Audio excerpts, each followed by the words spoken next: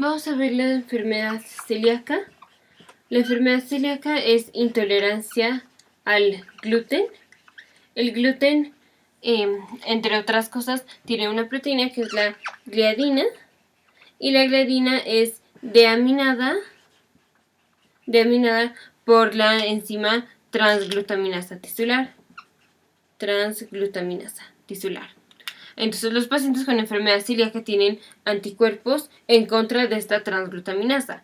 Puede ser una IgA o una IgG en contra de la transglutaminasa.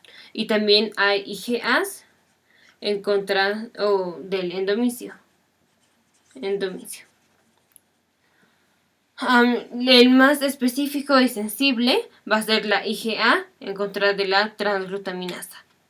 Pacientes con enfermedad celíaca se van a presentar con un síndrome de malabsorción. Entonces van a tener diarrea por malabsorción, pueden tener esteatorrea y van a tener deficiencia de las vitaminas liposolubles. Si esto es severo, el paciente va a tener falla para desarrollarse, generalmente en un niño pequeño. Entonces, esto lo vamos a sospechar como diagnóstico diferencial de cualquier síndrome de malabsorción. También en pacientes, digamos, con síndrome de intestino irritable, también entre los diagnósticos diferenciales primarios tiene que ser enfermedad celíaca. También puede ser que el paciente tenga elevadas las enzimas hepáticas. La manera de diagnosticarlo es, le vamos a quitar el gluten, entonces va a ser una dieta libre de gluten y en 24 a 36 horas tiene que mejorar generalmente. Y así se le curan los síntomas de la mala absorción. El diagnóstico aparte incluye tomar los anticuerpos. Y el que nos importa es la IgA antitransglutaminasa. Pero puede ser que estos pacientes tengan deficiencia de IgA. Y si tienen deficiencia de IgA, no vamos a encontrar estos anticuerpos. Entonces, el único que vamos a ver va a ser la IgG antitransglutaminasa. Entonces, si al paciente le salieron negativos los anticuerpos IgA, vamos a los anticuerpos IgG. Luego, a todo paciente hay que hacerle la biopsia.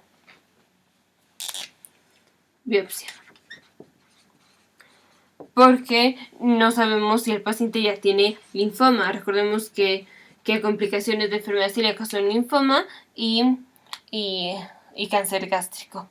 Entonces, si el paciente ya tiene linfoma, hay que tratarlo. Entonces, siempre que el paciente sospechemos que tenga enfermedad celíaca, aun aunque los anticuerpos hayan salido positivos y ya nos estén indicando del diagnóstico, se hace la biopsia para ver que no tenga el linfoma. El linfoma lo tenemos que sospechar, por ejemplo, si al paciente ya le quitamos el gluten y años después se presenta otra vez con la diarrea. O si es un paciente que se presenta con la diarrea y tiene fiebre, claro, ciertamente descartando que se haya infectado con algo, que haya tenido una gastroenteritis. Pero bueno, entonces eso va a ser de complicación y a cualquier paciente hay que hacerle biopsia. Aparte de que estos pacientes tengan, digamos, osteoporosis y les dé deficiencia de vitamina D porque no pueden absorber la vitamina D porque es una hormona liposoluble. También estos pacientes tienen anticuerpos en contra de la osteoprotegerina. Entonces, recordemos, aquí está el osteoblasto que expresa el RANK ligando. Aquí está el osteoblasto que expresa el RANK receptor. Cuando el RANK ligando del osteoblasto y el RANK receptor del osteoclasto interactúan, los osteoclastos se activan y entonces hay destrucción del hueso. La osteoprotegerina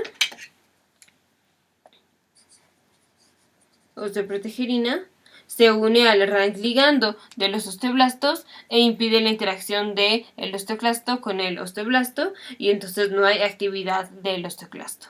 Los pacientes con enfermedad celíaca tienen anticuerpos en contra de la osteoprotegerina y entonces el paciente ya no puede evitar la interacción del osteoclasto y el osteoblasto y entonces le da destrucción del hueso y osteoporosis.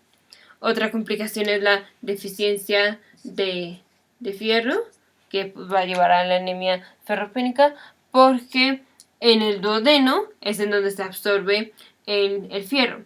Y la enfermedad celíaca principalmente afecta al duodeno, más que al yeyuno y al ilio.